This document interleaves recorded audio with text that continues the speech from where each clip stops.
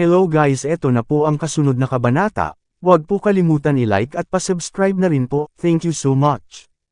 Kabanata 2261. Hindi lamang narinig ni Chenlei ang malaking paggalaw, ngunit naramdaman din ito ng mga disipulo ng grupong ito ng mga sekta ng Thalho. Lahat ay nakabantay, at walang mga utos, walang mga aksyon ng walang pahintulot.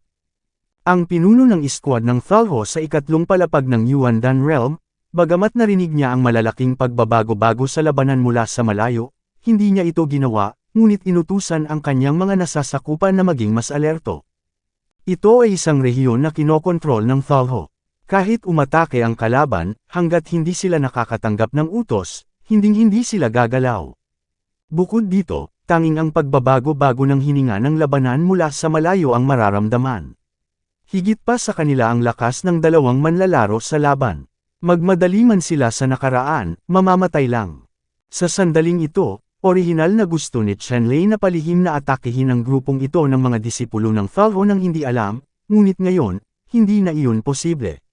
Nagpakita lang siya ng personal, umaasa sa sarili niyang lakas para samantalahin ang pangkat na ito. WHO, ang kapitan ng squad na ito ay medyo alerto sa sandaling lumitaw si Chenlei. Natuklasan ng kapitan ng squad na ito ang bakas ni Chenlei, sumigaw, at pinangunahan ang mga tao na palibutan si Chenlei. Nang makita ng disipulong ito ng Thalho na si Chenlei ay isang malakas na tao lamang sa ikatlong antas ng Yuandan Realm, nakahinga siya ng maluwag. Ang lakas ni Chenlei ay maihahambing sa kanya. Ang alagad ng Thalho na ito ay tiwala na matatalo si Chenlei.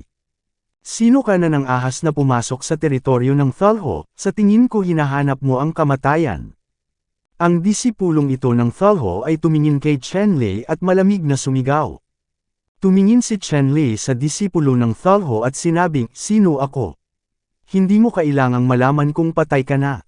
Kailangan mo lang malaman na ngayon ang araw ng sakripisyo mo sa susunod na taon. Naghahanap ng kamatayan. Narinig ng disipulong ito ng Thalho ang mga salita ni Chenlei at galit na galit. Iwinasiwas niya ang kanyang espada sa kanyang kamay at marahas na hinampas si Chenlei. Ang kutsilyong pandigma sa kamay ng alagad na ito ng Thalho ay gawa sa malamig na bakal na sinamahan ng ilang mga bihirang materyales. Ito ay isang bihirang espiritual na ingot. Gupitan gamit ang isang kutsilyo, at ang malamig na liwanag ay kumikislap, pinatay si Chenlei. Kutsilyo sa liwanag, isang layer ng mga kristal na yelo ang aktwal na umapaw at kumalat sa kawalan, na nagyayelo sa piraso ng walang bisa na may nakakatakot na kapangyarihan. Ang pinuno ng pangkat ng Thalho na ito ay talagang isang bihirang pinuno sa mga tatlong antas na powerhouse sa Yuandan Realm. Ngayon lang ay kaharap na niya si Chenlei, na kayang pumatay sa ikasyam na antas ng Yuandan Realm Metamorphosis. Gaano man siya katalento, vulnerable pa rin siya kay Chenlei. Kinuyam ni Chenlei ang kanyang kamao, isang rock fist, at kasabay nito, sumanib sa apoy ng tableta. Sa isang suntok, ang kanyang kamao ay naging isang pula at nagninangas na bato, tulad ng isang nagniningning na bulalakaw na bumabagsak mula sa langit, na tumama sa kanya. Ang liwanag ng kutsilyo ay naglalabas ng malamig na hininga. Boom! Ang matingkad na pulang ilaw ng kamao, na tila isang nagninangas na bulalakaw, ay pumutok ng husto sa malaking ilaw ng kutsilyo, at agad na nabasag ang ilaw ng kutsilyo. Maraming mga kristal na yelo ang agad na sumangga, at ang walang laman ay tumaas ng husto. Napuno ng makapal na puting ambon ang paligid na sumasakop sa 100 li. At pagkatapos na durugan ng kamao ni Chenlei ang espada ng squad leader, hindi nabawasan ang prestihiyo niya, at pinasabog pa rin niya ang squad leader ng walang katulad at pinakamataas na momentum. Ang malamig na espadang bakal sa mga kamay ng pinuno ng pangkat na ito ay pumutok ng paulit-ulit, agad-agad na naghiwa sa 12-12 ng mga talam, lamalas sa itaas ng kamao na ito, at ang kamao ay pumutok sa hindi mabilang na mga kislap, ngunit naglalabas pa rin ito ng kapangyarihan ng takot. I-click. Sa wakas, ang malamig na bakal na espada sa kamay ng pinuno ng pangkat na ito ay direktang nabasag ng kanyang kamao, naging hindi mabilang na mga pira-piraso, at lumipad palabas, habang ang pulang kamao ay dumiretso sa loob at marahas na tinamaan ang lalaki. Ang dibdib ng pinuno ng pangkat. Boom! Ang pinuno ng squad na ito, kalahati ng kanyang katawan sa ibaba ng kanyang dibdib, lahat ay sumabog, naging ambon ng dugo, at tuluyang nawala. Nagkaroon ng hindi kapani-paniwalang liwanag sa mga mata ng pinuno ng pangkat. Sa huli, malabo ang kanyang ekspresyon, mariing nakapikit, at naputol ang kanyang sigla. Itinuro ni Chen Lei na parang espada, isang sword siyang lumipad, dumaan sa leeg ng squad leader, pinutol ang kanyang ulo, at isang ulap ng malamig na hangin ang lumitaw sa pagitan ng kanyang mga daliri, tinataka ng ulo ng squad leader sa yelo. Ang ulo ng tao na ito ang susi sa pagpasok sa sagradong lupain ng maharlikang mana. Inalis ni Chen Lei ang ulo ng pinuno ng pangkat at tumingin sa iba pang mga disipulo ng Thalho. Ang pag-atake ni Chen Lei ay kasing bilis ng kidlat ngayon, at pinutol niya ang ulo nitong maliit na kapitan sa pagitan ng electric light at flint. Ang iba pang mga alagad ng Thalho ay walang reaksyon sa oras na ito. Sa sandaling ito, pagkatapos mag-react ang mga disipulong ito ng Thalho, lahat sila ay sumugod kay Chen Lei, na puno ng aura ng espada at anino. Ang mga disipulo ng sekta ng Thalho na ito, isa-isa, ay hindi natatakot sa kamatayan bagamat hindi sila ang mga kalaban ni Chen Lei, wala silang kahit katiting na takot, at galit na galit nilang inatake si Chen Lei. Para sa mga taong bumaril sa kanya, si Chen Lei ay natural na hindi magiging maawin. Ikinaway niya ang kanyang kamay na bakal at pinasabog ang mga disipulong ito ng Thalho ng ilang suntok, na walang iniwang buto. Hindi naman malupit si Chen Lei, ngunit ang mga disipulong ito ng Thalho ay tuluyan nang nawala ang kanilang pagkatao. Ang mga ito ay ilan lamang sa mga kasangkapan sa pagpatay. Magagamit lamang ang mga ito para saktan ang iba sa pamamagitan ng pag-iwan sa kanila sa mundo. Matapos patayin ni Chen Lei ang mga disipulong ito ng Thalho, tinipon niya ang lahat ng mga samsam, at pagkatapos ay lumipad siya sa bodega ng minahan na ito. Pagdating niya sa bodega, nakita ni Chen Lei ang mga tambak ng malamig na bakal na nakatambak na parang burol. Ang mga malamig na plancha na ito ay lahat ay pinino at napakadalisay na malamig na mga plancha, bagamat ang mga ito ay hindi masyadong bihirang mga materyales upang pino. Gayunpaman, dahil sa malaking halaga, ito ay hindi rin mabibili. Hindi nag-alinlangan si Chen Lei, at sa pamamagitan ng pagwagayway ng kanyang kamay, tinipon niya ang lahat ng malamig na bakal na ito sa Qingyang Immortal Palace.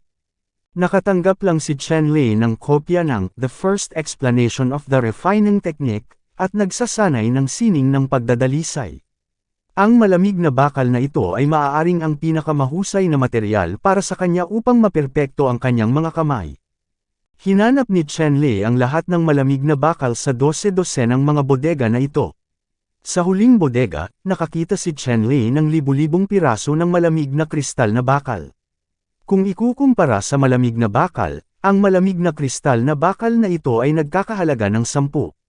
Daan-daang beses, maaaring magamit upang pinuhin ang tier 4 na mga espiritual na ingot. Ang malamig na kristal na bakal na ito ay may mas mataas na halaga, at si Chen Lei ay natural na hindi magalang, at lahat sila ay tinanggap ito. Matapos tuklasin ang minahan na ito ng halos ganap, umatras si Chen Lei. Sa panahon ngayon, hamupa na rin ang pagkasumpungin ng long-range combat.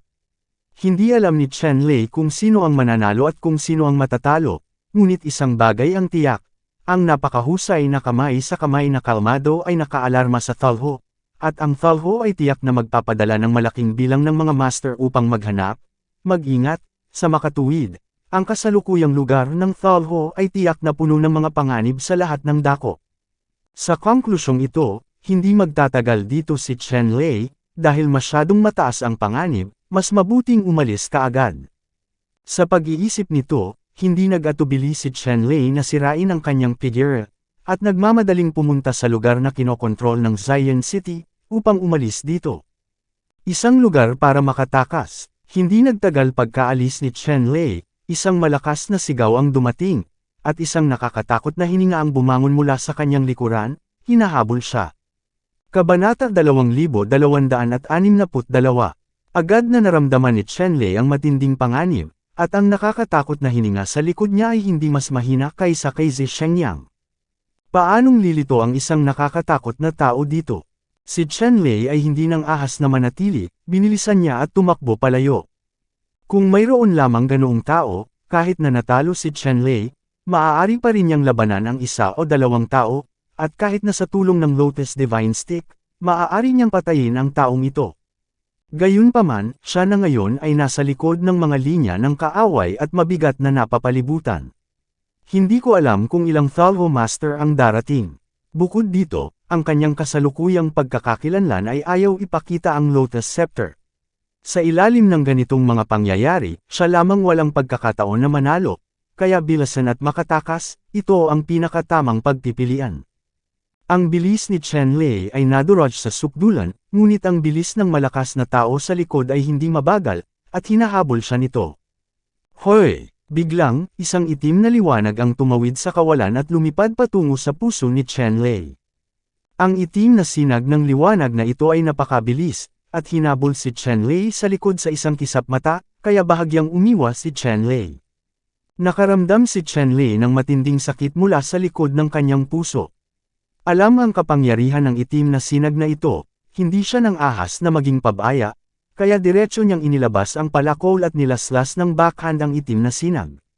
Ding! Hinampas ni Chen Lei ng kutsilyo ang itim na ilaw at gumawa ng malinaw na tunog. Pagkatapos, naramdaman ni Chen Lei ang isang napakalaking puwersa mula sa palakol, na yumanig sa kanyang braso, at ang palakol sa kanyang kamay ay halos mamanhid. Hindi ko na kaya, gusto ko nang kumawala at umalis.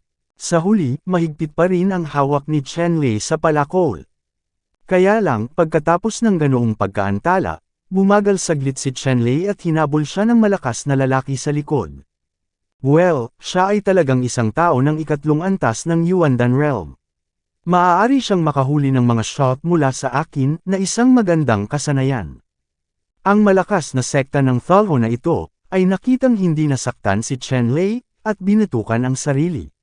Bukod dito, tanging ang paglilinang sa ikatlong antas ng Yuandan Realm ang natigilan.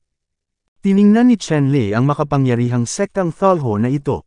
Ang makapangyarihang Thalho sect na ito ay may mahaba at tuwid na cultivation figure. Nakasuot siya ng itim na robe na may pahiwatig ng dark gold shimmer na dumadaloy sa ibabaw nito, na nakabalangkas sa isang dark gene formation na natatakpan ng buong robe, na ginagawang maganda ang robe na ito. Malinaw, ang mahabang damit na ito ay may malakas na kapangyarihan sa pagtatanggol at kahit na may iba pang mga mahiwagang function. Ang damit na ito ay isang bihirang espiritual na inggit. At itong Thalho sect strongman, na may mahabang itim na buhok na nakalaylay hanggang sa kanyang baywang, ang kanyang mga mata ay hindi maaninag, naglalabas ng mabangis na liwanag, na may malakas na agresibo. Ramdam ni Chen Lei na ang Thalho cult powerhouse na ito ay naglalaman ng malaking bulkan parang aura sa kanyang katawan, na lubhang nakakatakot. Si Chen Lei ay kahanga-hanga sa kanyang puso. Ang Thalho powerhouse na ito ang pinakamahirap na taong nakilala niya, na mas nakakatakot kaysa sa French king na minsan niyang pinatay. Dati, si Chen Lei ay walang pag-asa na makipagkompetensya sa malakas na lalaking ito, ngunit ngayon, nakapasok na siya sa ikatlong antas ng Yuandan Realm, at ang kanyang kapangyarihan sa pakikipaglaban ay tumaas ng husto. Bagamat nahihirapan pa rin siyang lumaban sa malakas na lalaking ito, gusto niyang protektahan ang kanyang sarili, ngunit hindi ito problema. Ang makapangyarihang Thalho cultist na ito ay ngayon ay mapagpakumbaba, nakatingin kay Chen Lei, ang kanyang mga mata ay labis na nakakadismaya, at tumingin siya kay Chen Lei na parang langgam. Mahina ka sa isang suntok sa harap ko. Langgam ka lang. Dahil maaari kang sumakit sa akin ng hindi namamatay, ang upuang ito ay magbibigay sa iyo ng pagkakataong kilalanin ako bilang master at palakasin ang loob ko. Paano, sa kasong ito, maaari ka ring magligtas ng mga buhay, at kahit para sa iyo, ito ay isang magandang pagkakataon, paano? Panipi. Walang pakialam na sabi ng malakas na Thalho na ito, sa tono na iyon, na parang isang magandang regalo ang pagtanggap kay Chen Lei bilang isang utusan. May sakit ka, tsaka sobrang sakit mo. Tiningnan ni Chen Lei ang malakas na sekta ng Thalho na ito, at hindi niya naintindihan kung saan ang taong ito ay may napakahusay na pakiramdam ng superiority. Anong sabi mo? Ang malakas na Thalho na ito ay tumingin kay Chen Lei at sinabing si Senador Ran, na may galit na lumilitaw sa kanyang mga mata. Walang nang ahas na maging matapang sa harap niya. Kasabay nito, ang Thalho powerhouse na ito ay labis ding nagalit. Mula sa tono ni Chen Lei, narinig niya na hindi natatakot o natarante si Chen Lei, ngunit tinutokso siya, ang estado ni Chenlei. Sobrang sama ng loob niya. Sabi ko may sakit ka, at hindi ka naman ganoon kasakit. Muling sinabi ni Chenlei, at ang mga salita ay mabagal at malinaw, upang malinaw na marinig ng malakas na Thalho na ito. Matapos makinig sa mga salita ni Chenlei, ang makapangyarihang mga kultong Thalho na ito, sa halip na magalit, ay nagpakita ng panunuya, dahil para sa isang taong naghihingalo, talagang hindi na kailangang magalit. Nagtagumpay ka sa galit sa akin, ipinapangako ko sa iyo, mamamatay ka ng kahabag-habag, at pagsisisihan kitang dumating sa mundong ito at pagsisisihan ang pagpukaw sa akin. Pagkatapos magsalita, direktang sinampal ng Thalho powerhouse na ito ang mukha ni Chenlei ng isang sampal. Siya ay napaka-relax at hinamak, na parabang tinuturuan niya ang sarili niyang mga nasasakupan, at hindi niya inilagay si Chenlei sa kanyang mga mata. Hinarap ni Chenlei ang sampal ng sekta ng Thalho ng malakas, diretso rin niyang iginalaw ang kanyang mga kamay at iwinagayway ang kanyang palad upang salubungin ng malakas ang sekta ng Thalho. Boom! Sa malakas na ingay, nagbanggaan ang mga palad ng sekta ng Thalho at Chenlei. Biglang sumabog ang isang napakalaking alon ng hangin, at isang malakas na ingay, na parang kulog, ang umalangaw-ngaw sa tenga nilang dalawa. Naramdaman lang ng malakas na Thalho sect ang isang malaking puwersa na nagmumula sa kanya, hindi niya napigilan ang sarili, at diretso siyang umatras ng 12-dosenang hakbang bago siya nakabangon. Sa kanyang palad, nakaramdam siya ng matinding sakit. Sa piercing pain, ang palad ni Chenlei, halos mabali ang buto ng palad niya sa hindi inaasahang pagkakataon. Sa oras na ito, umatras din si Chenlei ng 1 dosenang hakbang bago siya tumayo, patuloy na nanginginig ang kanyang mga palad, at halos mabali ang metacarpal bones. Ramdam ni Chenlei na ang lakas nitong sekta ng Thalho, ang kanyang pisikal na lakas, ay talagang katumbas sa kanya, pantay na hinati. Nakakahiya lang ang ganitong uri ng pagiging malambing para sa makapangyarihang kultong Thalho na ito. Siya ay isang malakas na tao sa ika-9 na antas ng Yuandan Realm. Sa mga tuntunin ng pisikal na lakas, hindi niya maaaring sugpuin ang mga tao sa ika-3 layer ng Yuandan Realm. Ito ay hindi katanggap-tanggap sa malakas na sekta ng Thalho na ito. Sumigaw ang malakas na Thalho, at isang malakas na alon ng sigla ang bumalat sa kanyang katawan.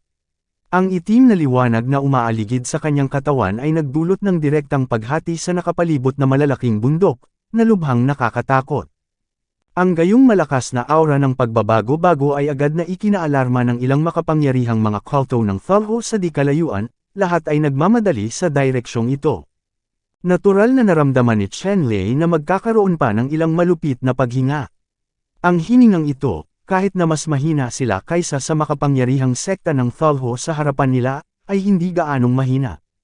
Ang disciple ng Thalho ay umungal, at ang kanyang boses ay direktang nabasag ang ilang malalaking bundok, tulad ng isang Diyos ng demonyo, at pinatay si Chenlei. Nang makita ni Chenlei ang makapangyarihang kultong Thalho na ito, hindi siya nang ahas na itago ang kanyang mga lihim. Siya ay kritikal na hinampas ang rune upang sirain ang kamao ng bato, at kasabay nito ay isinama ang kapangyarihan ng apoy ng tableta sa kamao, at sumabog. Kabanata 2263. Isang bilog ng itim na araw ang lumabas mula sa mga kamay ng makapangyarihang sekta ng Thalho na ito, nilalamon ang lahat, kahit ang nakapaligid na liwanag ay nilamon sa bilog ng itim na araw na ito, naglalabas ng masamang hininga, nagmamadaling lumapit kay Chenlei, si Chenlei ay napalunok din. Ang lakas ng kamao ni Chenlei ay parang meteor shower, naglalabas ng kapangyarihang sumisira sa mundo, sinasalubong ang pag-ikot ng itim na araw na ito. Boom! Dumiretso ang kamao ni Chenlei sa itim na araw, at nagkaroon ng nakakagulat na pagsabog. Pagkatapos, ang itim na araw na naglalabas ng masamang hininga ay direktang sumabog at naging hindi mabilang na itim na mahinang ulan, lumilipad sa lahat ng direksyon. Ang matalim na tunog ng bali ng buto ay tumunog, at ang malakas na sekta ng Thalho ay naramdaman lamang ang isang malaking puwersa na nagmumula sa kanya, at ang isa sa kanyang mga braso ay direktang nabasag. Sa sandaling mabali ang braso ng malakas na Thalho na ito, lumipad siya ng pabaligtad at sinampal ito ng paalang sa isang mababang bundok, na durog-durog ang mababang bundok. Mabisa ang pag-atake ni Chenlei, sa halip na samantalahin ang tagumpay, ngunit sinamantala ang maikling pagkakataong ito, mabilis siyang nakatakas sa labas.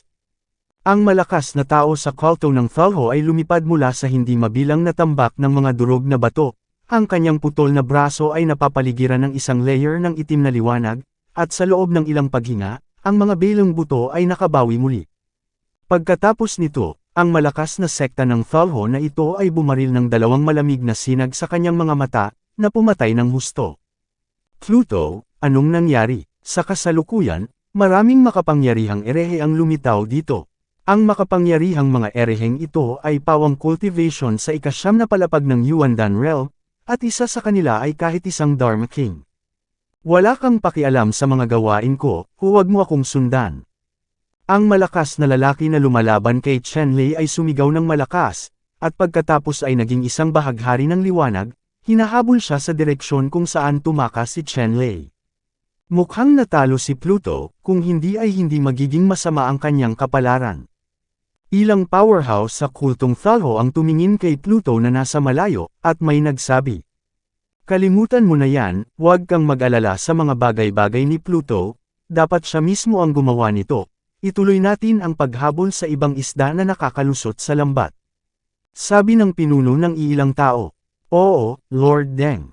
Ang ilang makapangyarihang mga kulto ng Thalho ay tumanggap ng kanilang mga order ng kamangha-mangha. Sa pagkakataong ito, ang malalakas sa Zion City ay dumanas ng matinding pagkatalo.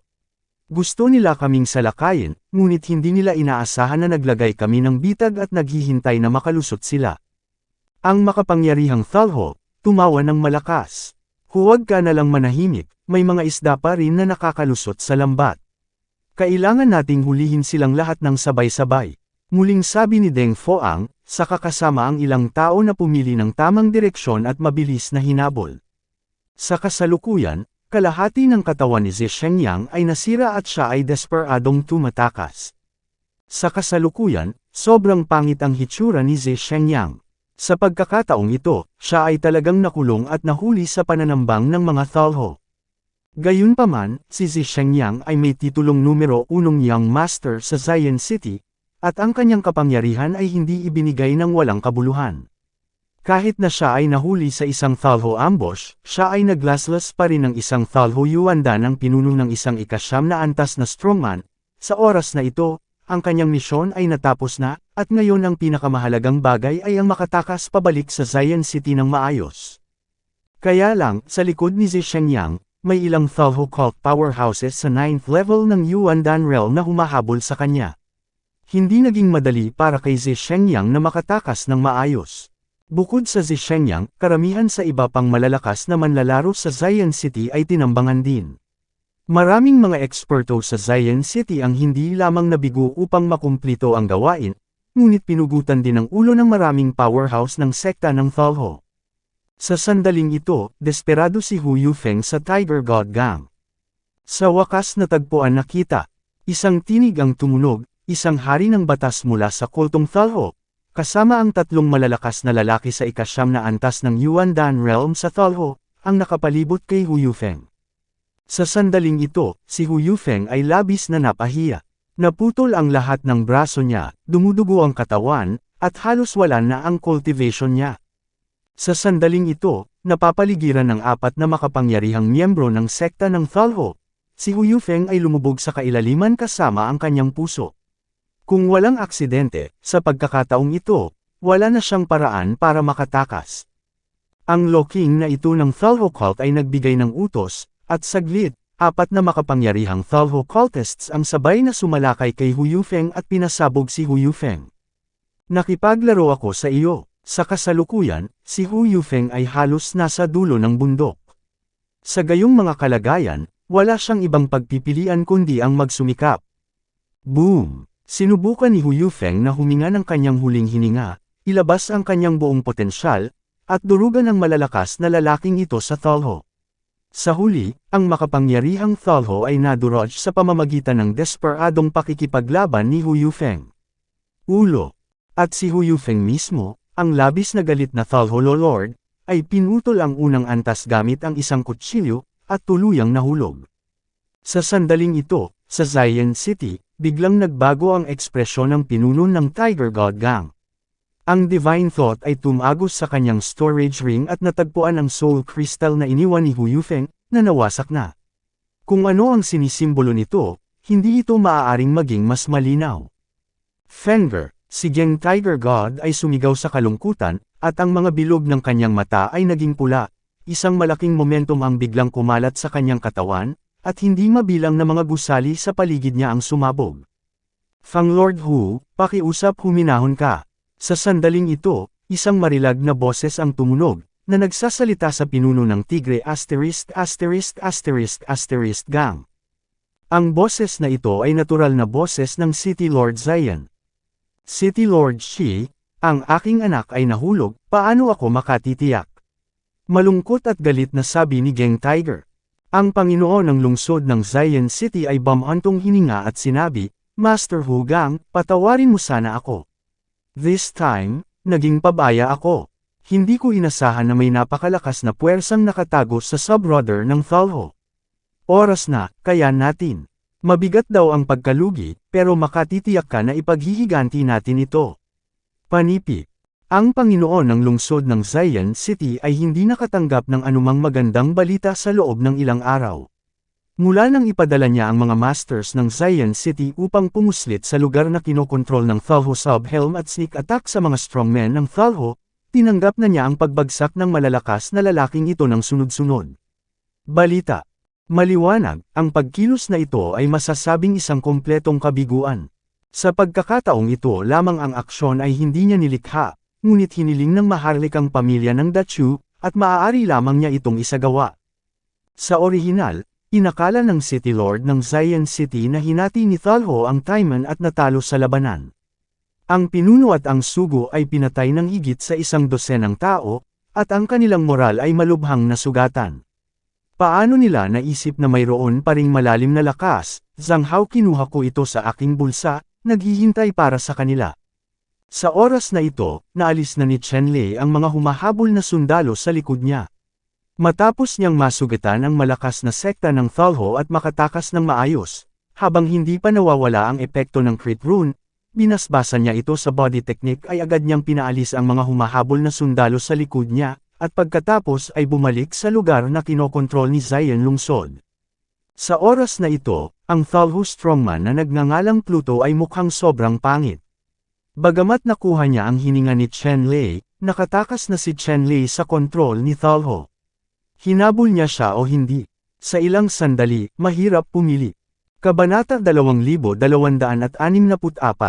Ang aking Zhou Ming ay hindi kailanman nakaranas ng ganoong kalaking kawalan, kahit na maabyutin pa nito, sino ang makakagawa ng kahit ano sa akin. Naisip ni Pluto sa kanyang puso, sa huli, nagpasya siya, kahit na ano, nahabulin at patayin si Chen Lei. Si Zhou Ming, sa cultist sub-ruler, ay may pambihirang talento at nakakatakot na lakas, at iginagalang bilang Pluto. Ang kanyang katayuan ay mas mataas kaysa sa hari ng Pransya sa mga sub-roots ng Thalho, at siya ang magiging sub-ruler ng cultist, Taiman, isa sa mga tagapagmana. Sa mga sub-ruler ng Thalho, si Zhou Ming ay isang taong may malaking lakas, at hindi kailanman nagdusa. Sa pagkakataong ito, siya ay nasugatan ni Chen Lei, isang lalaking nasa ikatlong antas ng Yuandan Realm, at sa ilalim ng kanyang ilong nakatakas, si Zhou Ming, na noon pa man ay kilala bilang mayabang, ay ganap na hindi nakalunok ng hininga na ito. Kaya, sa pag-iisip tungkol dito, sa wakas ay naabutan ni Zhou Ming. Ang mga bakas na iniwan ni Zhou Ming sa daanan at hininga ni Chen Lei ay naging mga kidlat, na pumasok sa lugar na kinokontrol ng Zion City, at nagmamadaling hinabol siya. Sa oras na ito, ang critical na strike rune effect ni Chen Lei ay nawala, at ang kanyang bilis ay nabawasan.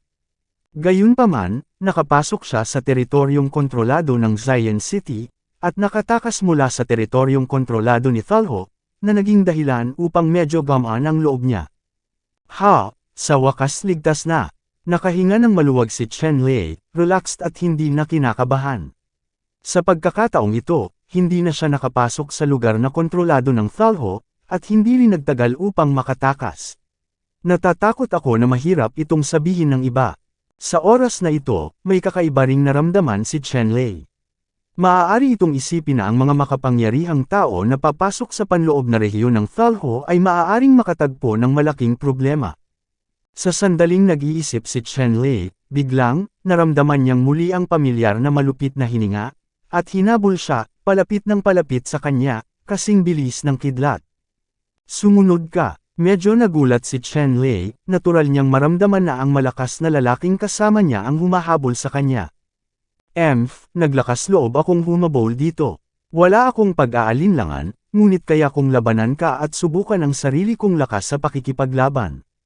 Sa pagkakataong ito, hindi na nagpatuloy si Chen Lei sa pagtakas, ngunit hinintay siyang habulin siya ng kaaway. Sa teritoryong kontrolado ng Thalho, hindi na siya ng ahas na manatili pa. Kung tutuusin, ito ang base camp ng kalaban, ngunit ngayon, bumalik siya kay Zi. Ang kaaway ay naglakas loob pa rin na ituloy ang teritoryong kontrolado ni Yun Cheng ay hindi nag-aalala si Chen Lei at natural na gustong turuan ng leksyon ng kabilang partido. Sinimulan ni Chen Lei na ayusin ang kanyang estado, at hindi nagtagal ay umabot sa tuktok, at sa oras na ito, naabutan na ni Zhou Ming. Bakit hindi ka tumakbo? Nang makitang huminto si Chen Lei sa kinaroroonan niya, sinabi ni Zhou Ming na may bahid ng panunuya sa kanyang mukha. Escape, bakit gusto kong tumakas? Dati, nag-aalala ako na napapaligiran kita. Ngayon, maglakas loob kang pumasok dito mag-isa. Ngayon, ibababa kita, sabi ni Chen Lei kay Zhou Ming. Napakalaking tono, maglakas loob ka bang magsabi ng mga ganoong kalaking bagay, depende sa iyo. Naiinis na sabi ni Zhou Ming. Sinabi ni Chen Lei, talagang iniisip mo na crush mo ako, at ayaw mong isipin kung gaano kataas ang iyong kaharian kaysa sa akin. Ano ang maipagmamalaki mo, kung nasa iisang kaharian ka, kaya kitang sugpuin gamit ang isang kamay. Panipi. Matapos marinig ang mga salita ni Chen Lei, biglang naging pangit si Zhou Ming at sinabing, talaga. Kung gayon hindi kita mabubuhay, mamatay tayo. Ang mga salita ni Chen Lei ay naging sanhi ng pagpatay kay Zhou Ming, at kailangan niyang aminin na ang talento ni Chen Lei ay talagang nalampasan siya. Noong nasa ikatlong antas siya ng Yuandan Realm, hindi siya nagkaroon ng lakas ni Chen Lei. Gayunpaman, ang higit pa, ang puso ni Zhou Ming sa pagpatay kay Chen Lei ay magiging mas masagana din na sa oras na ito, sa teritoryo sa ilalim ng palad ng Xian City, hindi linangkop na manatili ng mahabang panahon. Sa makatuwid, hindi na makipag-usap ng walang kaparirikan kay Chen Lei, at direktang atakihin si Chen Lei, upang patayin si Chen Lei sa pinakamaikling panahon. Boom! Sa pagkakataong ito, hindi na itinago ni Zhou Ming ang kanyang mga kamay, at buong lakas siyang bumaril, na ikinamatay ni Chen Lei. Isang bilog ng itim na araw lamang ang nakita, naglalabas ng napakalakas at masamang hininga, sumasabog patungo kay Chen Lei. Sa pag-ikot ng itim na araw na ito, kumpara sa nakaraang pag-atake, ito ay mas malakas. Malinaw, si Zhou Ming ay talagang nagalit at bumaril ng buong lakas. Dati, hindi inilagay ni Zhou Ming si Chen Lei sa kanyang mga mata. Bagamat ipinakita rin niya ang kanyang karunungan sa Black Sun Outian Fist sa Black Sun Outian Art, ngunit kusa lang siyang bumaril, binibigyang pansin si Zhou Ming. Halika, gamit ang Black Sun Outian Fist, madaling matanggal si Chen Lei. Gayunpaman, hindi inaasahan ni Zhou Ming na biglang sumabog si Chen Lei. Hindi lamang nabigo ang Outian Fist ni Hiri na patayin si Chen Lei, ngunit natalo rin ito sa buong pag-atake ni Chen Lei at nabali ang kanyang braso, na nagpapahintulot kay Chen Lei na makahanap ng opportunity para makatakas. Ngunit ngayon, hindi na niya minamaliit si Chen Lei, ngunit todo-todo, ganap na kayang patayin si Chen Lei. Ang Black Sun Outian Fist na ito ay isang top-grade martial arts technique, at kahit isang set ng aura technique ay regular na ipinapasa, na tinatawag na Black Sun Outian Chi technique. Pinagsasama ng hanay ng mga pagsasanay na ito ang mga diskarte sa gas at mga kasanayan sa martial arts, at isang napakabihirang hanay ng mga pagsasanay. Si Zhou Ming ay naging isa sa mga tagapagmana ng Thalhu Fenro, umaasa sa napakalakas na hanay ng mga diskarteng ito. Sa sandaling ito, ginamit ni Zhou Ming ang Lian Chi technique para makipagtulungan sa buong suntok ng Black Sun Outian Fist, at ang kapangyarihan ay nakakatakot. Nakita ko lang ang buong mundo, nababalot nitong bilog ng mga itim na kamao tulad ng araw. Ang langit ay biglang naging sobrang madilim, ngunit puno ng marahas na hininga. Ang kalawakan ay sumabog sa isang iglap, na ginawa ang buong mundo dahil sa kaguluhan. Ang mga bundok sa ibaba ay direktang gumuho sa usok at alikabok. Isang bilog ng itim na kamao tulad ng araw ang lumamon sa lahat at sumabog patungo kay Chenlei, na parang nilalamon din si Chenlei. Ang nakakatakot na presyon ay direktang nagdulot ng pag-crack ng balat ni Chenlei at pag-agos ng dugo palabas. Nagulat si Chenlei, talagang nakakatakot si Zhou Ming ngayong linggo. Kung ito ay isang master ng ikatlong antas ng Yuandan Realm, natatakot ako na ang isang galaw ay hindi makayanan ang pag-atake ni Zhou Ming, lalo pa ang ikatlong antas ng Yuandan Realm. Kahit nasa ikapito at ikawalong antas ng Yuandan Realm, natatakot ako na sa ilalim ng suntok na ito, mamamatay o masugatan. Mabilis na inikot ng katawan ni Chenlei ang tableta, at ang lahat ng sigla ng tableta ay damaloy sa buong katawan niya upang protektahan ang sarili. Kasabay nito, dinurog niya ang kamao ng bato at kasabay nito ay sumanib sa apoy ng tableta. Sa ilalim ng pressure na ito, gumamit si Chenlei ng Rock Fist para maglaro. Sa sukdulan, sumabog siya ng suntok para salubungin ang suntok ni Zhou Ming. Boom! Sa oras na ito, si Chenlei ay nasa ilalim ng pressure mula kay Zhou Ming upang i-maximize ang kapangyarihan ng Rock Fist. Isang nasusunog na bulalakaw ang sumabog mula sa kamao ni Chenlei, at agad na nagbanggaan ang dalawa sa hangin, pagsabog. Sa isang saglit, ang itim at pula na sinag ng liwanag ay nagbanggaan sa hangin, naglalabas ng makikinang na sinag ng liwanag, nanginginig sa kawalan, ang dalawang sinag ng liwanag ay nagsanib, na bumubuo ng mga kakilakilabot na alon, na kumakalat patungo sa paligid, na may walang katulad na pagkawasak ng kapangyarihan. Pinag-ugnay ang dalawang sinag ng liwanag na dumaan, napawi ang lahat. Sa wakas, ang kamao ni Chenlei ay direktang napawi, habang ang itim na kamay ni Zhou Ming, na tila maliit na araw, ay nabawasan ng kalahati, ngunit ito ay napakalakas pa rin at tumagos sa itim. Ang lugar kung saan nag-intertwined ang mga pulang sinag ng liwanag, muling pinatay si Chenlei. Kabanata 2265. Malinaw, sa tunggalian na ito, si Chenlei ay nahulog sa hangin, at ang kapangyarihan ng Black Sun Outian Fist ay higit na lumampas sa Rock Fist. Kaya lang walang ibang paraan. Si Chenlei ay walang anumang makapangyarihang pamamaraan. Hindi siya mas mahina kaysa sinuman. Gayunpaman, sa mga tuntunin ng cultivation technique, hindi niya kayang makipagkompetensya sa isang halimaw na tulad ni Thalho, kumpara sa. Nakita ni Chenlei ang itim na fist light na umaatake sa kanya. Itinaas ang kanyang daliri, at pinindot ang isang daliri. Isang silver finger light ang lumipad at tumama sa itim na fist light na lumilipad sa hangin. Ang daliring ito ay eksaktong kapareho ng daliri ni Xingmai, na parehong malakas. Boom! Sa sandaling ituro ni Chenlei, ang itim na ilaw ng kamao ay nasa gitna, na naging sanhi ng itim na ilaw ng kamao tulad ng araw na nabawasan ng kalahati ay sumabog sa isang iglap, at ang kawalan ay nabalisa, na lubhang nakakatakot. Ngumisi si Zhou Ming. Nakayanan ni Chenlei ang suntok. Hindi siya naniniwala na kayang harangin ni Chenlei ang kanyang 10 suntok o 100 suntok. Iniwas ni Zhou Ming ang kanyang kamay na bakal, at sunod-sunod na lumitaw ang mapagmataas na kamao sa langit ng itim na araw. Pagkaraan ng ilang sandali, 12-dosenang malalaking itim na araw ang lumitaw sa kawalan, lahat ay naglalabas ng nakakatakot na pagbabago-bago ng aura, na para bang dumating na ang katapusan ng mundo, na humahantong sa pagkawasak ng Shenwei World. Ang mga langgam ay langgam, hindi ako naniniwalang makakatakas ka sa ilalim ng aking mga kamay. Nanlamig ang mga mata ni Zhou Ming, pinatay niya ang lihim na tela sa kanyang mukha, at sinabing may pagkamangha sa kanyang tono.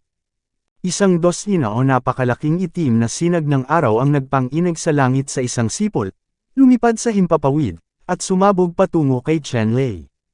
Ang hininga lamang na lumabas, sinira nito ang hindi mabilang na mga bundok sa kanilang paligid at ginawa itong mga pira-piraso. Kasabay nito, ang figure ni Zhou Ming ay sumulpat din, ang kanyang mga mata ay napakalamig, at gusto niyang patayin si Chenlei. Sa harap ng 100 pag-atake mula sa napakalaking itim na araw, bumantong hininga si Chenlei, at biglang bumangon ang apoy mula sa kanyang katawan. Sa loob ng 100 milya, ang apoy ay tumaas, at ang kanyang figure ay nababalot ng apoy. Yung malabo. Biglang may tunog ng phoenix, isang maliwanag na kulay na fire phoenix na bumaril mula sa apoy. Ibinuka ang mga pakpak nito at lumipad ng mataas, pumailan lang sa hangin, nakaharap sa 12-dosenang itim na araw. Hinarap ni Chen Lei ang kaalaman ni Zhou Ming, alam niyang imposibleng pigilan siya sa tulong ng Rock Fist, Xing Mai Finger, at iba pa, kaya gumawa siya ng mapagpasyang desisyon at direktang ginamit ang siyam na pag-atake ni Feng Ning. Sa pakikipaglaban sa hukbo ng Thalho, nanalo si Chen Lei sa unang pwesto sa mga merito ng militar at ipinagpalit sa isang balahibo ng Phoenix sa kaban ng Panginoon ng Lungsod. Ang balahibo ng Phoenix na ito ay naglalaman ng iba pang siyam na estilo ng pag-atake ni Feng Ning. Chen Lei, mula nang makuha ko ang balahibo ng Phoenix na ito, napansin ko ito sa simula. Ngayon, kabisado na ni Chen Lei ang dalawang stroke ni Feng Mingju. Bawat isa sa dalawang suntok na ito ay napakalakas. Ang 9-stroke Feng Ming boxing technique na ito ay masasabing nalampasan ng top-ranked martial arts in terms of ranking. Kung tungkol sa kung ano ang magiging ranggo niyang martial skill, si Chen Lei mismo ay hindi sigurado. Sa pagharap sa nakakatakot na suntok ni Zhou Ming, magagamit lamang ni Chen Lei ang panlilinlang na ito para lumaban. Sa sandaling ito, ang maliwanag na balahibo na Fire Phoenix ay kumalat ang mga pakpak nito hanggang sa 100 talampakan, at lumipad sa himpapawid, patuloy na sumisipsip ng lahat ng uri ng enerhiya sa kalangitan, at sa isang kisap mata, ito ay nagbago mula sa 100 talampakan hanggang sa 1,000 paa, na nakatikip sa langit at araw, lumakas ang apoy. Sa sandaling ito, ang lahat ng walang laman ay kinulayan ng nagninangas na pula, at ang lupa at mga bundok sa ibaba ay natunaw at direktang naging isang dagat ng magma, na may mga alon ng apoy na umaagos, at mga alon ng init na tumatama sa mga tao. Pagkatapos, ang Fire Phoenix na ito ay tumama sa 100 malalaking itim na bilog ng araw sa hangin. Pagkaraan ng ilang sandali, sabay-sabay na sumabog ang 100 malalaking itim na bala ng araw, na naging sanhi ng pagkalanta at pag-flutter ng mga balahibo ng Fire Phoenix. Ito ay naging bowl ang apoy at nahulog sa dagat ng magma sa ibaba. Gayunpaman, ang 10 panloob na gulong na ito na malalaking itim na araw ay sumabog, na sumasabog lamang ng 12-dosenang malalaking butas sa Fire Phoenix, ngunit hindi nawasak ang Fire Phoenix. Binagtas ng apoy ng Phoenix ang isang misteryosong tilapon sa hangin, at muling sumugod patungo kay Zhou Ming. Habang lumilipad, isang serye ng mga ilaw ng apoy ang tumaas mula sa dagat ng magma sa ibaba at napuno ang katawan ng Fire Phoenix. Ang Fire Phoenix ay naging mas nakakatakot. Sa sandaling ito, ang mukha ni Zhou Ming ay nagulat, at ang Fire Phoenix ay sumugod, na nagparamdam sa kanya ng heatwave na tumatama sa mga tao. Ang nakakapasong mataas na temperatura ay halos masunog siya sa abo. Sa oras na ito, hindi nang ahas si Zhou Ming na maging pabaya. Ang itim na robe na natatakpan ng dark gold formation sa kanyang katawan ay kumikislap at naging dark gold shield, na pinuprotektahan siya sa parehong oras. Sunod-sunod na pinagpag ni Zhou Ming ang Black Sun Outyan Fist, at pinasabog ang paparating na apoy ng Phoenix, sa lipulin ang apoy ng Phoenix. Isang serye ng mga itim na fist light na tila maliliit na araw ang sumabog sa Fire Phoenix, na nagpasabog ng sunod-sunod na malaking butas sa Fire Phoenix. Ngunit mahirap pa ring ganap na maalis ang Fire Phoenix sa maikling panahon. Ang Fire Phoenix ay gumawa ng mataas na tunog ng Phoenix, at tumama sa katawan ni Zhou Ming ng malakas. Biglang nag-apoy ang dark gold shield ng itim na damit sa katawan ni Zhou Ming, at ang enerhiya ay mabilis na naubos halos sa isang kisap mata. Ang dark gold energy shield ay ganap na naging wala. Gayunpaman, ang defensive power ng itim na damit na ito ay pambihira. Bagamat sinunog ng apoy ng Fire Phoenix ang Dark Gold Energy Shield, kinain din ito ang halos 2/3 ng enerhiya. Sa wakas, gumuho ang Dark Gold Energy Shield, at pagkatapos ay bumagsak ang apoy kay Zhou Ming. Dinurog ni Zhou Ming ang Peel Energy at muling bumuo ng layer ng Energy Shield para sa depensa. Gayunpaman, sa pagkakataong ito, ang Energy Shield ay bumagsak sa isang iglap, at ang pulang apoy ay nahulog kay Zhou Ming. Isang sigaw ang dumating, at ang kalahati ng katawan ni Zhou Ming ay agad na nasunog sa itim na usok. Sa sandaling ito, isang layer ng itim na liwanag sa katawan ni Zhou Ming ang nagpoprotekta sa kabilang kalahati ng kanyang katawan, pagkatapos ay naging isang bahaghari na ilaw at tumakas ng hindi lumilingon. Sa pagkakataong ito, masasabing nakaranas ng malaking pagkatalo si Zhou Ming, at muntik nang masunog sa apoy na nilalaman ng Feng Ming 9-stroke boxing technique ni Chen Lei. Sa oras na ito, hindi itinuloy ni Chen Lei, dahil ang suntok na ito lang ang kaya niyang ilabas. Sa oras na ito, ang paglilinang sa kanyang katawan ay, ang lahat ng mga magnanakaw ay nagpunta sa langit, at hindi nila naabutan. Naglabas si Chen Lei ng ilang table toss sa kanyang bibig, na numbalik ang kanyang pagod na lakas. Sa sandaling ito, ilang figure ang lumipad mula sa likuran, at sila ay mga master sa Zion City. Shen Fan, ikaw pala, anong nangyari? Tanong ng mga master sa Zion City kay Chen Lei. Si Chen Fan, na ngayon ang pagkakatawang tao ni Chen Lei, ay nanalo sa unang pwesto sa serbisyo militar sa huling digmaan, at ang kanyang reputasyon ay kumalat sa malayo at malawak. Sa panahon ngayon, kakaunti na ang hindi nakakakilala kay Chen Lei. Tiningnan ni Chen Lei ang mga masters na ito sa Zion City at sinabing, nakilala ko ang kalaban at nakipag-away sa kanya ng ilang round, ngunit tumakas siya. Ang mga masters sa Zion City ay tumingin sa paligid, lahat ay nagulat. Karamihan sa kanila ay mula sa ikawalong layer ng Yuandan Realm, at isa sa kanila ay mula sa ikasyam na layer ng Yuandan Realm. Ang malakas, kahit saang lupain ang malakas, tingnan ang mga bakas ng labanan sa paligid, mahihinuhan nila kung gaano kahigpit ang labanan kanina, masasabi nilang ang ereheng disipulo na mabangis na lumaban kay Chen Lei, ay gaano kakilakilabot. Kabanata 2266. At ang mga taong ito ay tumingin kay Chen Lei na may iba't ibang mga mata. Nagawa ni Chen Lei na itulak ang isang nakakatakot na kapangyarihan ng Thalho pabalik sa isang kaharian, at ang kanyang kapangyarihan ay lampas din sa kanilang imahinasyon. Saan ka pupunta? Tanong ni Chen Lei sa mga makapangyarihang tao sa Zion City. Inutusan kami ng Panginoon ng lungsod na pumunta sa lugar na kinokontrol ng Thalho upang kunin ang ilang malalakas na tao. Sa pagkakataong ito, maraming makapangyarihang tao ang pumunta sa lugar na kinokontrol ng Thalho upang tugisin ang mga alagad ng Thalho sa parehong lugar, kaharian upang makapasok sa mga kwalipikasyon ng banal na pamana ng hari. Hindi ko akalain na nahuli ako sa bitag ni Thalho. Karamihan sa malalakas ay direktang pinatay. Dumaan lang kami dito, tapos nagmamadali kaming mag-imbestiga. Panipi. Sabi ng malakas na lalaki sa Zion City, at kasabay nito, ang malakas na lalaki sa Zion City ay nagsumbong sa kanyang pamilya. Siya ay tinawag na Chushu at naging pinuno ng hukbo ng Zion City. Gayunpaman, sa pagkakataong ito, pumunta sa lugar na kinokontrol ni Thalho upang makilala ang nakulong na strongman. Hindi mo kailangan ng mga tropa, at maaari ka lamang magpadala ng mga master. Ang ilang malalakas na lalaki na sumama kay Chushu ay pawang mga dalubhasa sa hukbo. Ang mga taong ito ay lubos na humahanga kay Chen Lei. Ang pagiging makamit ang unang pwesto sa serbisyo militar sa nakaraang digmaan, ang lakas ni Chen Lei ay natural na walang pagdududa.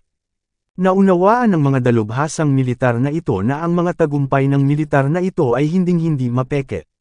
Maaaring manalo si Chen Lei sa unang lugar sa mga tagumpay ng militar.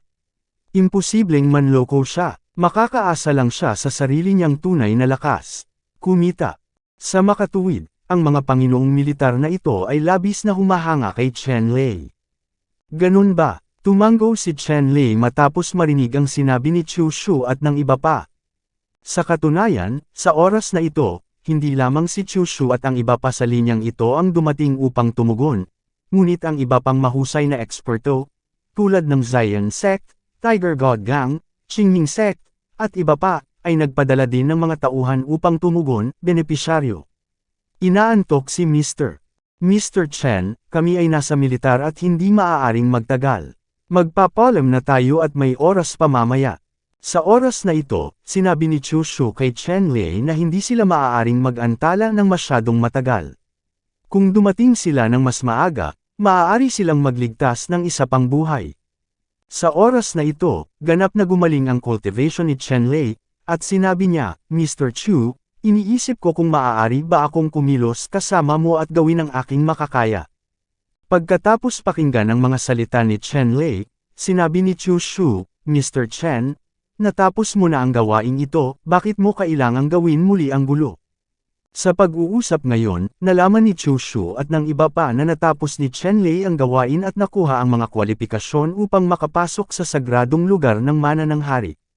Hindi na kailangang direktang pumunta sa mga mapanganib na lugar. Ang sekta ng Thalho ay malupit at mabagsik, at pumapatay ng mga inosenteng tao nang walang pinipili. Ngayong isa pang tao ang maliligtas, isa pang tao ang makakalaban sa Thalho. Sa kasong ito, hindi ako maaaring maging masyadong makasarili, sabi ni Chen Lei. Bueno, kasama si Teacher Chen sa paglalakad, magkakaroon tayo ng higit na kumpiyansa. Pagkatapos makinig, masayang sinabi ni Chu Shu. Nang makita ang pangako ni Chu Shu, si Chen Lei, kasama si Chu Shu at iba pa, ay tumalikod muli, at pinuntahan ang mga taong nakulong sa lugar na kontrolado ni Thalho. Leader Chu, may goal ka ba? Tanong ni Chen Lei kay Chu Shu habang naglalakad. Young Master Chen, totoo na ang gawain ng aming team ay makilala si Chiyun, ang anak ng Panginoon ng lungsod. Maganda ang opinyon ni Chu Shu kay Chen Lei, at hindi lihim ang kanilang misyon, kaya tapat niyang sinabi sa isa't isa. Ano, ang anak na babae ng Panginoon ng lungsod ay nakulong din sa lugar na kontrolado ng Thalho. Nagulat si Chen Lei nang marinig niya ang sagot na ito. Yes, time is pressing, kailangan na nating magmadali, sabi ni Chu Shu. Sa katunayan, kung hindi dahil sa tagpuan ni Chen Lei at Zhou Ming ang tanging paraan nila, kahit na bumagsak ang langit, hindi pupunta si Chu Shu at ang iba pa para tingnan ito. Dahil sa problemang ito, sila ay naantala ng ilang panahon, kaya ngayon si Chu Shu ay lubhang nababalisa, hindi na nagsasalita sa daan, bumibilis, at nagmamadaling pumunta sa lugar na kinokontrol ni Thalho. At hinawakan ni Chu Shu ang sinaunang salamin sa kanyang kamay. May maliwanag na lugar sa sinaunang salamin, kung saan eksakto si Chiyun. Sa kasalukuyan, ang ilaw ng liwanag na lugar na iyon ay lumabo, at malinaw na si Chiyun ay nasa isang mapanganib na sitwasyon. Gayunpaman, ang distansya ng light spot na ito ay hindi masyadong malayo sa Chu Shu at iba pang mga posisyon sa oras na ito. Buong lakas silang nagmamadali, at kailangan nilang makarating sa tamang oras. Si Chu Shu at ilang mga tao ay huminto sa sukdulan, at lumipad sa himpapawid. Pagkatapos ng isang stick ng insenso, pumasok sila sa lugar na kinokontrol ng kulto ng Thalho at sumugod patungo sa posisyon ng liwanag na lugar sa sinaunang salamin. Hindi nagtagal, si Chu Shu at ilang tao ay sumugod dito at natagpuan si Chiyun. Sa kasalukuyan, marahas na inaatake si Chiyun ng ilang eksperto sa Thalho. Sa mga eksperto sa Thalho na ito, 4 ang malalakas na tao sa ika-8 antas ng Yuandan Realm, at 2 ang malakas na tao sa ika-9 na antas ng Yuandan Realm. Sa pamamagitan ng, si Chiyun ay isa ring cultivation genius, at ang kanyang cultivation ay mabuti, na umabot sa ika-9 na antas ng Yuandan Realm. Gayunpaman, kahit na ang paglilinang ni Chiyun ay hindi mahina, ngunit hindi siya isang kalaban sa harap ng napakaraming mga kaaway. Sa sandaling ito, si Chiyun, na may mga espiritual na ingat, ay mahigpit na lumalaban sa mga pag-atake ng mga Thalho powerhouse na ito. Kaya lang, itong espiritual na tungkod, ngayon ay lumalabo na ang liwanag, at maaari itong makapasok anumang oras. Ang mga disipulo ng Thalho na nakapaligid kay Chiyun, lalo na ang 29 na antas ng Yuandan Realm Masters, ay sobrang pangit. Hindi nila nagawang ibaba si Chiyun sa mahabang panahon, na ginawa silang walang hiya. Kaya lang, ang tila mahinang babaeng ito, ang iba't ibang mga espiritual na ingat at mga lihim na kayamanan sa kanyang katawan ay walang katapusan, at lahat ng uri ng mga tabletas ay parang umaagos na tubig, na umaasa talaga sa mga espiritual na ingat at hindi mabilang na mga pildores upang suportahan siya, mahaba. Gayunpaman, nakita ng 2 Thalho cultists na si Chiyun ay malinaw na nasa dulo ng crossbow. Kailangan lang nilang magsumikap para mabali ang huling espiritual na tungkod ni Chiyun. Noong panahong iyon, itong babae, imbes na hayaan lang silang maglaro. Tumigil ka. Sa sandaling ito, isang malakas na sigaw ang biglang tumunog, na naging sanhi ng pagkagulat ng ilang mga kulto ng Thalho, na tumingin sa direksyon ng tunog. At nakita nila na may ilang makapangyarihang tao sa Zion City ang talagang pumasok dito. Miss, ayos ka lang. Sa oras na ito, tinanong ni Chu Shu si Chiyun. Ang mukha ni Chiyon ay mapotlas sa oras na ito, ngunit maaari pa rin niya itong suportahan. Umiling siya at sinabing, maswerte at nakarating ka rito. Kung hindi, natatakot ako na hindi ko na ito masuportahan. Panipi. Huwag kang mag-alala, miss, ililigtas ka namin ngayon at papatayin ako. Sumigaw si Chushu, at sinabi sa ilang malalakas na lalaki sa ilalim ng kanyang utos. Nang marinig ang utos ni Chushu, ang iba pang mga master ay nagmadaling pumunta sa Thalho Powerhouse. Para sa makapangyarihang mga kulto ng Thalho na ito, nang makita ang magagandang bagay na iniistorbo ni Chushu at ng iba pa, nagalit pa sila. Hindi rin sila nagdalawang isip na sumugod kay Chushu at sa iba pa. Boom! Sa pagitan ng dalawang panig, ang dalawang panig ay nagtagpo sa isang makitid na landas, hindi nagbibigay daan sa isa't isa, at ang labanan ay sumiklab sa isang iglap, lubhang mabangis. Sa oras na ito, pumili din si Chen Lei ng pangsyam na antas ng Thalho Yuandan Realm Master at direktang sumugod. Kabanata 2267.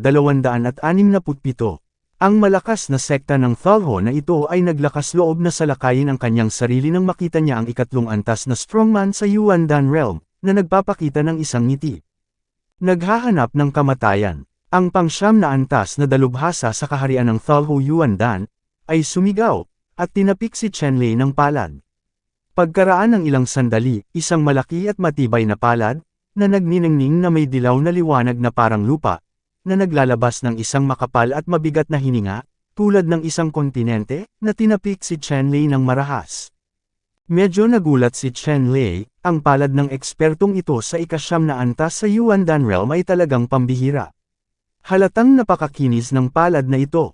Gayunpaman, ang ikasyam na antas ng powerhouse sa Yuandan Realm ay hindi isang henyo tulad ni Zhou Ming. Bagaman ang pamamaraan ay napakapino, ang kapangyarihan nito ay limitado, hindi bababa sa mga mata ni Chen Lei sa ngayon. Hindi nananakot.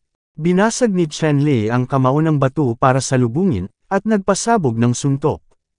Ang malaking ilaw ng kamao ay naging isang tunay na bato, hindi magagapi, at sa isang nakakatakot na tunog ng paglusob sa kalangitan, inatake niya ang masamang Diyos na ito. Sa malakas na ingay, diretsyong nabasag ng suntok ni Chen Lei ang palad ng ekspertong ito sa Thalho. Pagkatapos noon, inalagaan ni Chen Lei ang mga tao, at muling gumawa ng suntok, walang kapantay at mabangis, at sinampal ang powerhouse ng sekta ng Thalho. Ang boxing technique ni Chen Lei ay mabangis, mabilis, mabigat, at sa isang kisap mata, pinasabog niya ito sa palad nitong Thalho Powerhouse. Sa isang sandali, ang malakas na sekta ng Thalho na ito ay nakaramdam lamang ng matinding sakit sa kanyang palad, at pagkatapos ay may tunog ng mga buto na nabali, ang isa sa kanyang mga kamay ay direktang nabali ng isang malabato na kamao. Ang malakas na sekta ng Thalho na ito ay nabigla, at hindi niya inaasahan na ganoon kadaling matatamaan si Chen Lei.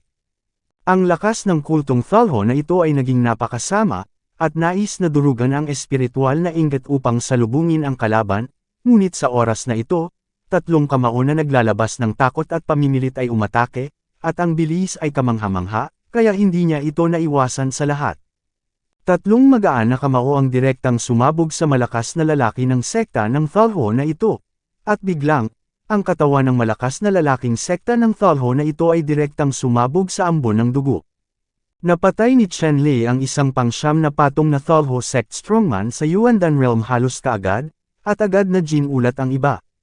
Sa oras na ito, mahigpit na nakikipaglaban si Chushu sa isa pang makapangyarihang Thalho sa ikasyam na layer ng Yuandan Realm, at ang laban ay napakahirap. Sa sandaling ito, mabigat ang loob ni Chushu. Hindi niya inaasahan na ang kanyang kalaban ay napakahirap harapin, at ang kanyang kalaban ay may isa pang malakas na tao sa ikasyam na antas ng Yuandan Realm. Bagamat hinangaan ni Chushu si Chen Lei, bago siya makita ng personal, hindi inisip ni Chushu na si Chen Lei ay isang kalaban ng isang pangsyam na antas ng powerhouse sa Yuandan Realm. Gayunpaman, hindi niya inaasahan na ganoon kabilis at malinaw si Chen Lei na mapapaalis niya ang kanyang kalaban. Ang malakas na tao ng Thalho na nakipag-away ng husto kay Chushu ay hindi rin kapanipaniwala. Una niyang inaasahan na ang kasamang ito ay mabilis na malutas si Chen Lei, at pagkatapos ay tulungan siyang makitungo kay Chushu. Nagbigay din si Chu Shu ng matinding pressure sa Thalho powerhouse na ito. Kaya lang, ang resulta ay kabaligtaran ng kanyang naisip na hindi ang kanyang kasama ang mabilis na nalutas si Chen Lei, ngunit si Chen Lei ay mabilis na nalutas. Sa sandaling ito, tumingin si Chi Yun kay Chen Lei, at ang kanyang mga mata ay puno ng maliliit na bituin. Nang manalo si Chen Lei sa unang pwesto sa serbisyo militar, nag-iwan siya ng malalim na impresyon kay Chi Yun. Bagamat mukhang ordinaryo si Chen Lei, tiyak na may kakaiba sa pagiging makamit ang unang pwesto sa serbisyo militar. Sa sandaling ito, matapos makita ang malupit na ugali ni Chen Lei, halos agad na nabihag ang puso ni Chi Yun. Siyempre, hindi magiging tanga si Chi Yun sa una, ngunit sino ang nagparamdam sa kanya na comfortable kay Chen Lei noon? Matapos patayin ang kalaban, hindi nag-atubili si Chen Lei na tumulong kay Chu Shu, at sumama kay Chu Shu upang salakayin ang isa pang malakas na tao sa ika-9 na antas ng kaharian ng Thalho Yuandan. Sa ngayon, hindi pa panahon para pag-usapan ang pagiging patas, katarungan at disente. Nasa teritoryo na sila ngayon na kontrolado ng Thalho. Maaari silang makaharap muli ng panganib anumang oras. Hindi sila dapat mag-antala ng masyadong maraming oras. Dapat sila ay nasa pinakamabilis na oras. Sa loob, gamitin ang pinakamabilis na bilis upang malutas ang iyong sariling mga kaaway. Walang awang kumilos si Chen Lei at nakipagsanib puwersa kay Chu Shu, kaya ang Thalho powerhouse na ito ay hindi na nagkaroon ng oras para makatakas. Sa pamamagitan lamang ng kaunting trick, nagtulungan sina Chen Lei at Chu Shu para gawin itong Thalho powerhouse bombardment. Pagkatapos ng pagpapasabog at pagpatay sa isang pang-9 na antas na strongman ng Yuandan realm, magkahiwalay na pinatay ni Chu Shu at Chen Lei ang isa pang malakas na Thalho. Ni Chen Lei o Chu Shu ay walang anumang plano ng awa para sa Thalho powerhouse na ito. Ang Thalho powerhouse na ito ay masasabing hindi makatao. Kung mas marami silang pumatay, mas nakakaipon sila ng kabutihan at gumagawa ng mabuti. Thalho Kalto powerhouses, lahat sila ay hindi natatakot sa kamatayan, at maaari silang magkaroon ng ilang mga problema sa pag-iisip. Alam na sila ay hindi magagapi, walang paraan, at lahat ay nakikipaglaban ng desperadong. Kaya lang, parehong alam ni Chen Lei at Chu Shu na ang alagad ng Thalho na ito ay lubhang mapanganib at sesabog sa bawat pagliko. Sa makatuwid, nang walang pag-aalinlangan, lahat sila ay bumaril ng buong lakas, ng simple at maayos na nagpapatibay sa natitirang mga kalto ng Thalho. Isa-isa silang pinatay nang hindi sila binigyan ng pagkakataong pasabugan ang kanilang mga sarili. Matapos pugutan ang Thalho powerhouse na ito, lumapit si Chu Shu sa tabi ni Chi Yun at sinabing, "Miss, natatakot ka."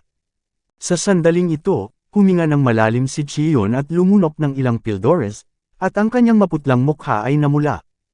"Tumigil ka na sa pagsasalita tungkol sa mga walang kwentang bagay na ito, samahan mo agad ako at iligtas ang kaibigan ko." Nag-aalalang sabi ni Chi Yun. Mabuti, hindi nag-atubili si Chu Shu, kaya sinundan ng lahat si Chi Yun at nagpahinga sa ibang direksyon. Sa daan, nalaman ni Chu Shu at ng iba pa na hindi ibang tao ang gustong iligtas ni Chi Yun, kundi si Liu Weizu, ang anak ni Sect Master King Ning. Si Chi Yun at Liu Weizu ay matalik na magkaibigan. Kaya lang may nakasalubong din silang ambush na dalawa, at nagkahiwalay sila sa daan para manghuli. Bagamat hiwalay sina Chi Yun at Liu Chenzo, mayroon silang isang pares ng espiritual na tungkod na tumutukoy sa posisyon ng isa't isa. Ngayong nailigtas na si Chi Yun, natural na ang pagtulong kay Liu Weizu sa simula. Hindi nagtagal, dinala ni Chi Yun si Chu Shu at ilang iba pang mga tao upang hanapin ang kinaroroonan ni Liu Chenzo. Sa oras na ito, si Liu Weizu ay nasa ilalim ng proteksyon ng ilang malalakas na lalaki, na nakikipaglaban ng gusto sa isang grupo ng mga malalakas na lalaki sa kulto. Si Liu Weizu ay anak ni Sect Master King Ning, at natural na maraming nakakaligtas na kayamanan sa kanyang katawan. Bukod dito, pagkatapos matuklasan na sila ay tinambangan, si Sect Master King Ning din ang unang nagpadala ng isang master sa sekta. Pagsadyag. Kaya lang, bagamat natagpuan ng master ng King Mingzang ang bakas ni Liu Weizu at matagumpay na nakipagkita muli kay Liu Weizu, isang grupo sa kanila ang nakatagpo ng mas malaking problema, at bigla silang nahuli ng ilang mga ereheng Diyos. Ang master ay nakulong at mahirap makalabas. Ang grupo ng mga Panginoon ng Thalho na biglang sumulpot, hindi alam kung saan sila nagtatago, o, ito rin ang diskarte ng Thalho, na nangangahulugan ng pakikipaglaban para sa tulong. Kabanata 2268. Sa sandaling ito, halos lahat sa maraming malakas na King Mingzang ay sinasamba, at mayroon pang ang ilang bangkay na nakahandusay sa lupa, at ang ilan ay pinatay. Gayunpaman, ang malalakas na lalaking ito ni Qing Mingzang ay malakas din, at kahit na ganoon, hindi sila lumiit, matatag na pinuprotektahan si Liu Chenzo, at hindi hinahayaan siyang magdusa. Isama niyo si Xiaoshu, pipigilan ko sila. Malakas na sigaw ng isang matandang may puting balbas at buhok at makapangyarihang kilos. Nagdudugo ang matandang ito sa gilid ng kanyang mga mata at galit na galit. Sa ngayon, para siyang baliw na leon na gustong sirain ang mga bawal. Ang makapangyarihang kulto ng Thalho ay namatay ng magkasama, upang bigyang daan si Liu Chenzo at iba pa. Ikalawang tiyuhin, hindi mo magagawa ito, kayong lahat ay mamamatay ng magkasama. Sinabi ni Liu Weizo sa isang umiiyak na boses, ang matandang ito ay ang kanyang pangalawang tiyuhin at naging pinakamahusay sa kanya mula pagkabata. Ngayon, naramdaman ni Liu Weizo na ipaglalaban siya ng kanyang pangalawang tiyuhin. Para makahanap ng paraan palabas, saan siya papayag? Xiaoshu, huwag mong hayaang mawala ng saysay ang buhay ng pangalawang tiyuhin, tandaan mo, bilasin mo. Ang pangalawang tiyuhin ni Liu Weizo, si Liu Yizhan, ay nagalit at gustong gumamit ng bawal na pamamaraan. Sa oras na ito, dumating si Qiyun kasama si Chu Shu at iba pa.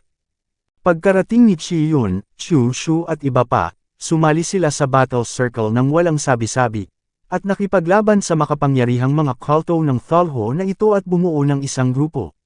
Biglang, itong malalakas na lalaki ng Qingming sect, ang aming pressure ay bumaba ng husto, at lahat sila ay mas madali. Si Liu Yizhan, na malapit ng magsumikap, ay huminto nang makita niyang dumarating ang malakas na suporta. Hindi siya gumamit ng anumang bawal na pamamaraan. May panahon ng takot sa kanyang puso. Kung si Qiyun at ang iba ay pansamantalang huli, ang kanyang mga lumang buto, bagamat kinikilala. Pero ngayon, ligtas na sila. Sa makapangyarihang tulong na ito, ang mga Thalho kultong powerhouse na ito ay hindi kailangang mag-alala tungkol dito. Sa oras na ito, nakalaban na ni Chen Lei ang isang makapangyarihang Thalho sa ika-9 na antas ng Yuandan Realm. Boom boom! Si Chen Lei ay sumuntok na parang hangin, ang kanyang mga kamao ay kasing lakas ng kidlat at kulog, at ang kanyang mga kamao ay marahas, at maraming suntok ang sumabog, na direktang pinasabog sa hangin ang kanyang kalaban. Sino ang batang ito? Napakalakas! Nang makitang binibilang ni Chen Lei ang kanyang mga kamao, pinasabog at pinatay niya ang isang pang-9 na antas na master ng Yuandan Realm sa batis ng Thalho. Maging ang pangalawang tiyuhin ni Liu Weizo na si Liu Yizhan ay medyo nagulat. Iniisip niya kung hindi niya magagawa ito. Sa oras na ito, matapos pugutan ng ulo ang kalaban, hindi nag-atubili si Chen Lei na mapunta sa isa pang malakas na lalaki. Para sa taong malakas na Thalho na ito, hindi niya dapat itago ang kanyang mga kamay kahit kaunti, kung gayon, ang Thalho powerhouse na ito ay sasabog sa bawat pagliko, at ang kanyang lakas ay pambihira. Alam din ni Liu Yizhan na apurahan ang sitwasyon, kaya hindi na niya ito pinayagang magtanong pa, at sumali siya sa battle circle at mabangis na nakipaglaban sa isang malakas na tao sa ika-9 na antas ng kaharian ng Thalho Yuandan.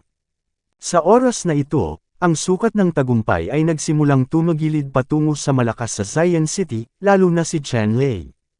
Halos ginamit niya ang lahat ng kanyang pamamaraan, tulad ng 3 estilo ng pagpatay sa dragon, ang paraan ng kutsilyo sa bundok, ang boxing stone, ang starving finger, at iba pa, at sinira rin niya ang multo at nawalan ng kakayahan sa katawan, na patuloy na bumabalik at pabalik sa larangan ng digmaan, nagiging after images ng mahina, tulad ng isang pagpatay na Diyos, na patuloy na inaani ang buhay ng mga erehe na kapangyarihan ng kulto.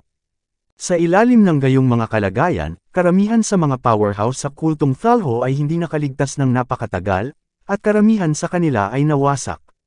Boom boom! Ilang makapangyarihang mga kulto ng Thalho sa wakas ay sumabog ang kanilang mga sarili ng walang pag-aalinlangan, at halos ganap na nawasak ang larangan ng digmaan, na bumubuo ng isang malaking butas na may nakakatakot na kapangyarihan.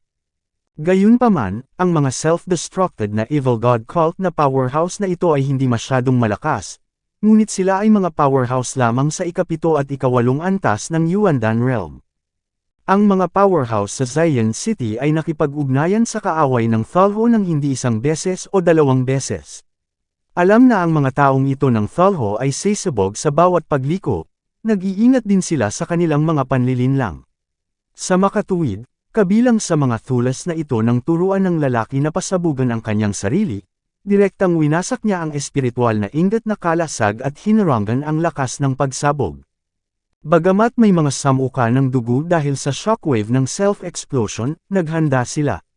Pinasabog ng ilang eksperto sa Thalho ang kanilang mga sarili, na hindi nagdulot ng malaking pinsala sa mga taong ito sa Zion City. Ang natitirang mga malakas na sekta ng Thalho ay tumalikod at tumakas nang makita nilang wala silang magagawa. Nakita ni Chen Lei ang mga powerhouse ng Thalho na nakatakas, at agad silang hinabol. Si Liu Hizhan at ang iba pa ay nagpadala rin ng mga master para habulin at patayin sila. Gayunpaman, sa huli, ang ilang malalakas na tao ay pinayagang makatakas. Si Chen Lei ay mayroon ding ilang pag-unawa sa kasalukuyang lakas ni Thalho. Sa mga malakas na Thalho, mayroon ding mga patay na tao at mga formal na alagad. Ang mga patay na lalaking ito sa sekta ng Thalho ay mga tunay na lalaki na hindi natatakot sa kamatayan. Sila ay kinokontrol ng Thalho. Sa labanan, sila ay tunay na walang kamatayan at hinding-hindi makakatakas. Ngunit may ilan na mga tunay na alagad ng sekta ng Thalho. Ang mga tunay na disipulong ito ay walang pinagkaiba sa mga ordinaryong disipulo ng sekta. Natatakot din sila, tumatakas, at pinahahalagahan ang kanilang buhay. Ang Thalho sect ay pinamamahalaan din ng mga disipulong ito. Sa katunayan, ang mataas na antas ng kultong Thalho ay binubuo rin ng mga disipulong ito. Ang mga patay ay bahagi lamang ng mga kasangkapan ng kulto ng Thalho. Nakita ni Chen Lei at ng iba pa ang ilang mga disipulo ng Thalho na tumatakbo, ngunit huli na sila para habulin sila, kaya tumigil sila sa paghabol sa kanila. Wei Zhu, okay ka lang. Sa oras na ito, pumunta si Qi Yun sa tabi ni Liu Weizhou at tinanong si Liu Weizhou. Ayos lang ako, salamat sa iyong napapanahong pagdating, kung hindi, baka mapuksa tayo, sabi ni Liu Weizhou kay Qi Yun. Si Liu Weizhou ay talagang medyo natakot sa pagkakataong ito. Alam na niya na ang kanyang pangalawang tiyuhin ay may mga mithiin para sa buhay at kamatayan, at gusto niyang labanan ang kaaway at mamatay ng magkasama. Kaya lang, kahit mamatay silang magkasama, hindi sigurado si Liu Weizhou at ang iba pa na makakatakas sila, dahil sa pagkakataong ito ay masyadong malakas ang kalaban. Little brother, salamat sa tulong mo. Sa oras na ito, lumapit si Liu Hizhan kay Chen Lei at taos-pusong sinabi, lubos na nagpapasalamat, at nagpapasalamat kay Chen Lei. Malinaw na nakikita ni Liu Hizhan na sa pagkakataong ito ay nagawa nilang patayin ang Thalho powerhouse na ito ng napakabagal. Masasabing ang pinakadakilang bayani ni Chen Lei ay walang iba kundi si Chen Lei. Kung hindi dahil kay Chen Lei na gumamit ng kulog upang patayin ang ilang Thalho sect master sa ikasyam na antas ng Yuandan Realm, na naging dahilan upang bumagsak kaagad ang kapangyarihan ng Thalho, maaari pa rin silang masangkot sa cult. Walang kagandahang loob. Kinawayan ni Chen Lei ang kanyang kamay at sinabing, si matandang Liu Hizhan, deputy master ng Qingming sect, hindi ko alam kung ano ang tawag sa kanyang anak. Mas nasiyahan si Liu Hizhan nang si Chen Lei ay napakagalang at mapagpakumbaba, at iniulat niya ang kanyang pangalan. Junior Chen Fan. Iniulat ni Chen Lei ang kanyang pangalan. Direktang sumugod dito si Liu Hizhan mula kay Qing Mingzang upang iligtas ang kanyang pamangkin. Sa makatuwid, hindi malinaw kung si Chen Lei ang unang nagwagi sa serbisyo militar noong nakaraang pagkakataon. Kahit na sikat ang pangalan ni Chen Lei, sa Zidiyun Chenglang, sa ibang lugar, hindi kumalat ang pangalan niya. Pangalawa tiyuhin, ito ang unang nagwagi sa serbisyo militar sa huling digmaan. Sa oras na ito, pumunta rin sina Liu Weizhou at Qi Yun kay Liu Hizhan at sinabi kay Liu Hizhan. Natigilan si Liu Hizhan, at agad na nagsabi, nakikita ko, bakit naririnig ko ang pangalang ito na pamilyar, walang galang at walang pakundangan. Ngumiti si Chen Lei at sinabing, puri ako ni Sect Master Liu nang hindi makatwiran. Pinahiya mo talaga ako sa ginawa mo. Medyo nahiya si Chen Lei sa papuri ni Liu Hizhan. Sa totoo lang, hindi niya talaga akalain na napakahusay ng mga nagawa ng militar. Kabanata 2269. Well, hindi ito ang lugar para pag-usapan. Ang mga alagad ng Thalho na tumakas ay tiyak na magdadala ng mas makapangyarihang mga tao. Mas mabuting umalis na tayo sa lalong madaling panahon. Sa sandaling ito, sinabi ni Chiyun sa lahat. Oo, hindi talaga ito isang lugar na matutuluyan ng mahabang panahon. Sinabi rin ni Liu Hizhan, na nagpaplanong ilabas ang lahat sa lugar na kinokontrol ng Thalho. Ito ay talagang masyadong mapanganib. Maghintay, biglang sabi ni Liu Weizo. Ano ang mali, ano ang mali? Tanong ni Liu Hizhan kay Liu Chenzo. Pangalawa tiyuhin, may naalala ako, hindi pa ako makakapunta. Hindi pa tapos ang trabaho ko. Sabi ni Liu Weizo sa kanyang pangalawang tiyuhin. Ito ang gawain ng pagpugot ng ulo ng isang alagad ni Thalho sa kanyang sariling teritoryo. Tanong ni Liu Hizhan kay Liu Chenzo. Oo, tumango si Liu Chenzo at sinabi. Kailan ba ito, iniisip mo pa rin itong gawain? Kung hindi dahil sa napakasira ng gawain, hindi ka nasa panganib, hindi namin gagawin ito, sabi ni Liu Hizhan. Hindi, this time magbubukas ang Royal Inheritance Holy Site, dapat maraming pagkakataon, ayokong sumuko. Umiling si Liu Weizo at nagpumilit. Sa pagkakataong ito ang pagbubukas ng banal na lugar ng pamana ng hari, masasabing napakahalaga nito para mismo kay Liu Chenzo at Qing Mingzang. Ang Qingming sect sa Xian City ay itinuturing na isang first-rate na puwersa, ngunit kung titingnan mo ang buong Dachu Dynasty, natatakot ako na hindi ito isang third-rate na puwersa, at kung titingnan mo ang buong gitnang mundo, ako ay natatakot ito ay isang maliit na puwersa na walang impluensya. Ngayong isinilang ang sekta ng Thalho, ang buong mundo ay nasa kaguluhan, at isang magulong mundo ang darating. Sa ilalim ng gayong mga kalagayan, kailangang maging malakas si Qing Mingzang sa lalong madaling panahon upang mabuhay, upang maprotektahan niya ang kanyang sarili sa kapangyarihan ng magulong mundo. Kung nais ni Qing Mingzang na maging malakas sa lalong madaling panahon, dapat siyang magkaroon ng malalakas na ehersisyo, martial arts, chi skills, at iba pa. Kung maaari siyang maging isang malakas na tao sa nascent soul stage, ito ay magiging mas ligtas. At sa banal na lupain ng maharlikang pamana, sinasabing nakapaloob ang pakikipagsapalaran na ito. Sa makatuwid, kinailangan ni Liu Chenzo na pumasok sa sagradong lugar ng maharlikang mana anuman ang mangyari. Sa pagkakataong ito lamang, hindi maganda ang kanyang swerte, at nadiskubre siya ng hindi pinugutan ng ulo ang isang pangsyam na antas na malakas na tao sa Yuandan Realm, at kaya siya ay nasa panganib. Ngayon, nalutas na ang panganib ni Liu Chenzo, ngunit gusto pa rin niyang tapusin ang gawain at makuha ang mga kwalifikasyon upang makapasok sa banal na lugar ng mana ng hari.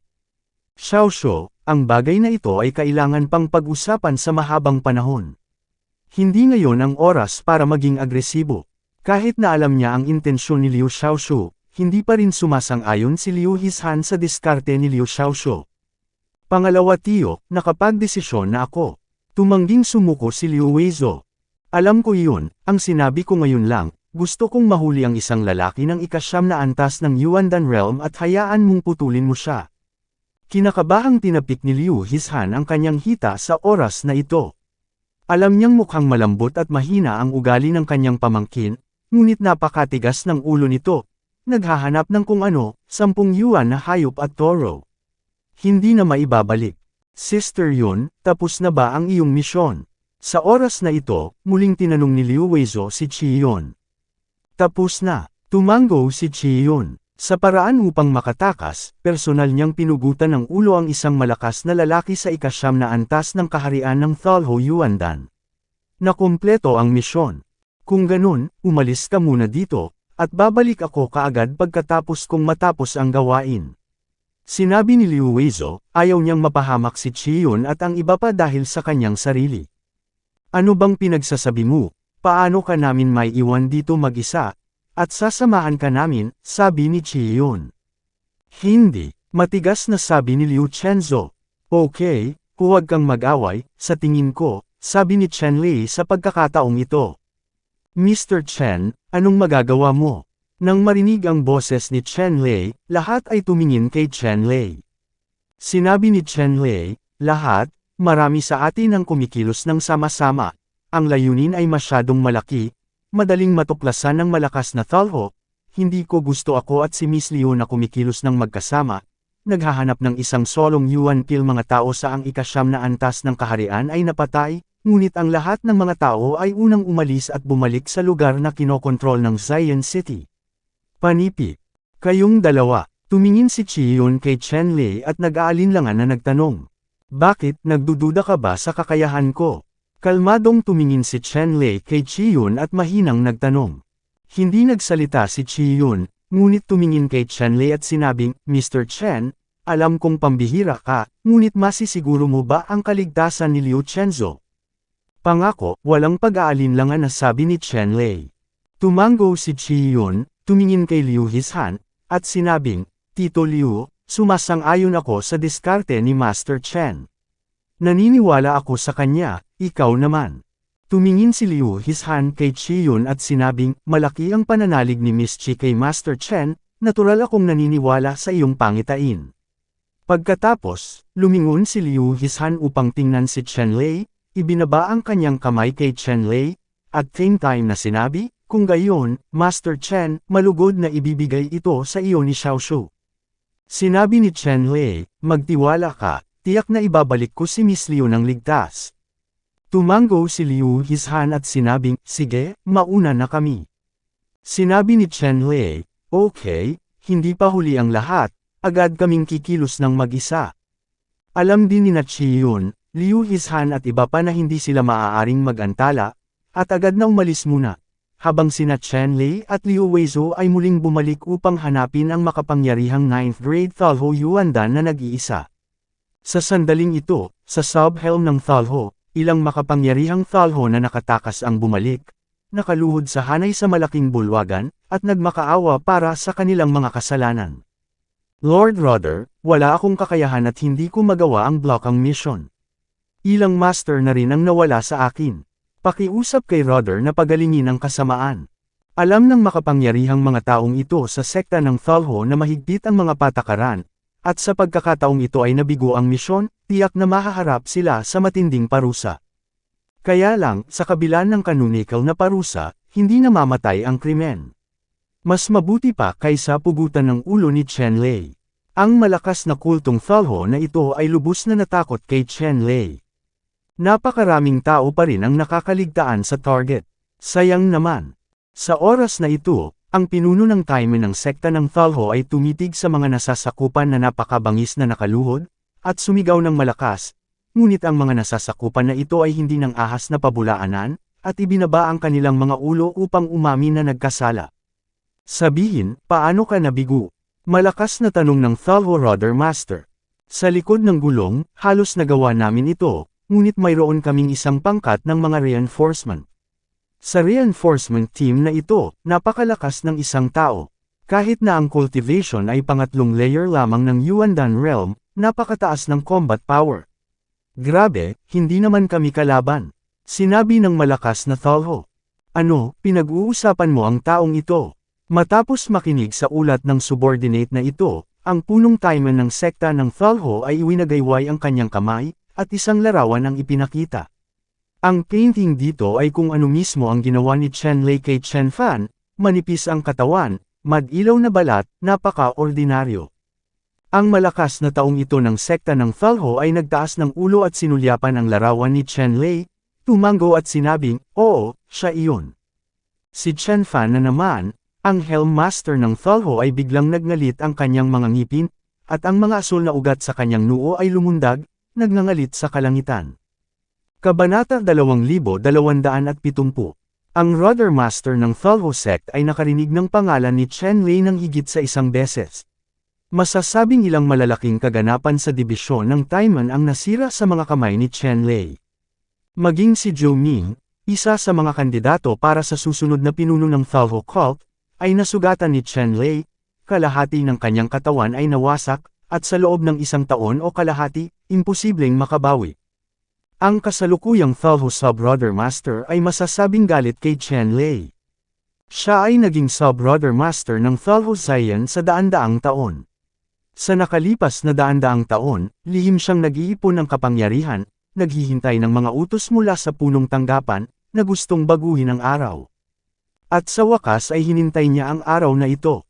Kung mabibihag niya ang buong lungsod ng Zayan sa aksyon na ito, gagantimpalaan siya ng punong tanggapan ng maraming kayamanan at mapagkukunan, at sa gayon ay itataas ang kanyang cultivation sa punto kung saan maaari pa siyang maging isang malakas na tao sa nascent soul realm.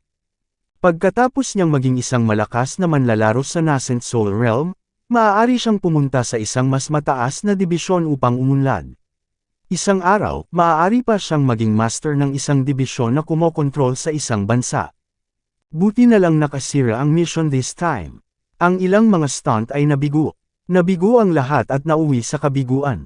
Ngayon, ang pagunlad ng sub-brother ni Zayan ay nagdulot ng kawalang kasiyahan mula sa itaas, at isang babala ang inilabas. Kung hindi siya makahanap ng isang kasiya siyang record, pabayaan na makakuha ng isang premyo, maaari ba siyang umupo sa submarino rudder? Stable, kinakausap ko pa. Malaking bahagi ng dahilan kung bakit ganito ang sitwasyon ay dahil sa Chenlei na ito. Halika rito, magpadala ka agad sa akin ng 10 pangsyam na antas ng Yuandan Realm Masters upang palibutan si Chen Fan. Ang Rudder Master ng Thalho Zayan Sub-Rudder ay sumigaw ng malakas at tinawag ang isang disipulo upang ihatid ang utos. Ngayon, ang 10 master na ito ng ika-9 na antas ng Yuandan Realm ay masasabing ang pinakamalakas na puwersa sa pagmamaniobra na kayang gawin ng isang Zayan Sub-Rudder Master. Sa pagkakataong ito, upang makuha ang lahat ng mga master ng Zayan City na nakalusot sa kanyang teritoryo, ang Rudder Master ng Zayan Sub-Rudder ay nagpadala ng halos lahat ng tropa sa ilalim ng kanyang command, at talagang nakamit ang isang pambihirang record. Gayunpaman, sa ganitong paraan, halos wala siyang kapangyarihan sa pagmamaniobra, at kung may aksidenteng mangyari, medyo matatalo siya. Gayunpaman, alam din ng sub-brother at Kaiman ni Zayan na walang ibang aksidente sa sitwasyong ito. Ang lakas ng pagmamaniobra ng ika-9 na layer ng Yuandan Realm ay sapat na upang harapin ang mga aksidente. Ngayon, upang harapin si Chenlei, ipinadala niya ang lahat ng kanyang mobile power ng sabay-sabay. Sa oras na ito, sina Chenlei at Liu Weizo ay sumugod sa loob ng sub-brother ng Thalho, umaasang makakahanap ng isang ika-9 na layer na malakas na tao sa Yuandan Realm lamang. Kaya lang nakatagpo sila ng ilang grupo ng mga makapangyarihang tao mula sa sekta ng Thalho.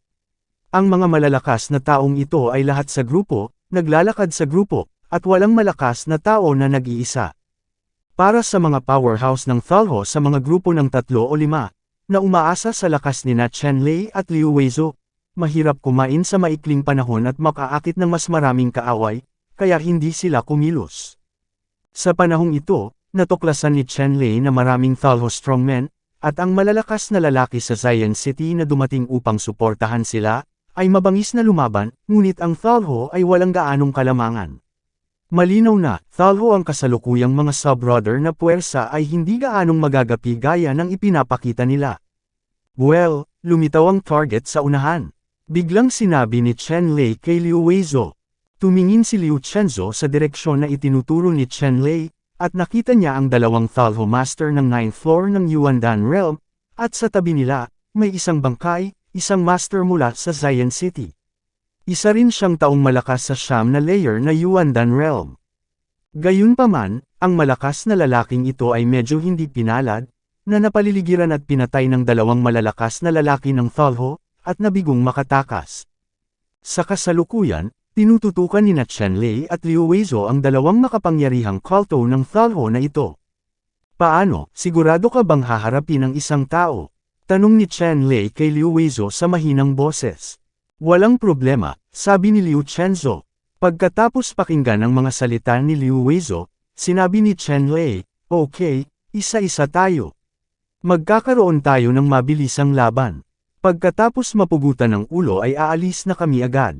Palagi akong may masamang pakiramdam. Gumagamit si Chenlei ng cultivation para magsanay ng Tianyan Shenju. Bagaman ang pamamaraan ng pagbabawas na ito ay umabot na sa gitnang mundo, hindi ito tumpak dahil sa mga pagbabago sa mga alituntunin ng langit at lupa, ngunit pagdating sa kanyang sariling kaligtasan, nararamdaman pa rin ito ni Chen Lei, at matatag siyang naniniwala sa intuition na ito at iniligtas siya, ilang beses. Tumango si Liu Weizo. Alam din niya na masyadong delikado ang lugar na ito ngayon, mas maaga kang umalis, mas mabuti. Matapos piliin ni Chen Lei at Liu Weizo ang target, bigla silang lumabas at inatake ang dalawang malalakas na lalaki ng sekta ng Thalho. Ang dalawang malakas na sekta ng Thalho na ito ay pinatay lamang ang kalaban. Nasa pinaka-relax na mood sila. Pinag-uusapan pa rin nila kung paano ipamahagi ang mga samsam nitong Zion City Strongman. Biglang pagkatapos ng pag-atake, ang kanyang ekspresyon ay nagbago ng husto. Ang dalawang makapangyarihang kultong Thalho na ito ay napakalakas. Kahit bigla silang inatake, mabilis silang nakarespond. Nag-react agad sila. Ngayon ay hindi na nila ito maiiwasan. Hindi sila nagdalawang isip na batiin ang dalawang kalaban. Sige na. Isang kislap ng liwanag ng espada, na naglalabas ng nagyayalong hininga, mabangis na naglaslas patungo sa makapangyarihang Thalho. Ang berdeng liwanag ng espada na ito ay lubhang kahanga-hanga, at sa parehong oras ay napakadalisay at matalas, at hindi masisira, madaling makabasag ng mga pag-atake ng mga masasamang sekta ng mga malakas na Diyos na ito, at pagkatapos ay nilalaslas ang mga masasamang sekta ng Diyos na ito gamit ang isang espada. Itong Thalho Strongman ay nakasuot ng body armor, ngunit sa sandaling ito, ang body armor na ito ay direktang naputol, at ang dugo ay umaagos mula sa puwang, at, sa bahaging ito ng body armor, isang layer ng berdeng yelo ang pinalapot, at ito ay kasing lamig ng yelo, na ginagawang malakas ang sekta ang Thalho na ito ay mabagal na kumilos. Boom! Ang malakas na sekta ng Thalho na ito ay hindi inaasahan na siya ay magdurusa ng napakalaking kawalan sa ilalim ng isang mukha, at ang apoy ng tableta sa kanyang katawan ay biglang sumabog mula sa kanyang katawan, nasusunog sa baluti, at binaliktad ang mga patong ng baluti na tunaw ang yelo. Pagkatapos, itong Thalho Sect Strongman ay may napakalamig na mga mata, at isang Silver War Spear ang lumabas mula sa kanyang kamay, na direktang tumagos sa sibat, na nagdulot ng tunog ng dagandong ng dragon, at mabangis na tumusok kay Liu Chenzo. Ang sibat sa mga kamay nitong Thalho Strongman, na napapalibutan ng hindi mabilang na Silver Rune, ay isang bihirang espiritual na ingat na sundalo na may nakakatakot na kapangyarihan. Hinarap ni Liu Weizo ang nakakatakot na sibat nitong Thalho Strongman, at walang lakas ng loob na lumaban. Ang Kingning Sword sa kanyang kamay ay nagbigay ng ulap ng berdeng liwanag, at pinalibutan ng nakakatakot na sibat na ito. Magsimula ng isang matinding labanan. Kasabay nito, naglunsad din ng pag-atake si Chen Lei sa isa pang makapangyarihang Thalho. Ang palako sa kamay ni Chen Lei ay gumawa din ng tunog ng dagandong ng dragon, at isang itim na parang dragon na sword ray ang sumugod at agad na tumama sa isa pang malakas na Thalho. Sinisingil ni Chen Lei ang Freeform Slayer Dragon ng walang limitasyong kapangyarihan.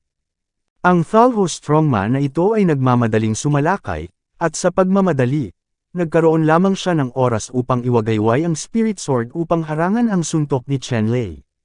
Kaya lang napakalakas ng suntok ni Chen Lei. Napakalaki talaga nito, at direktang binasag ng espada ang Spirit Sword na nasa kamay nitong Thalho Cult Strongman. Pagkatapos noon, ang liwanag ng espada ay bumagsak patungo sa tuktok ng malakas na ulo ng walang anumang hadlang.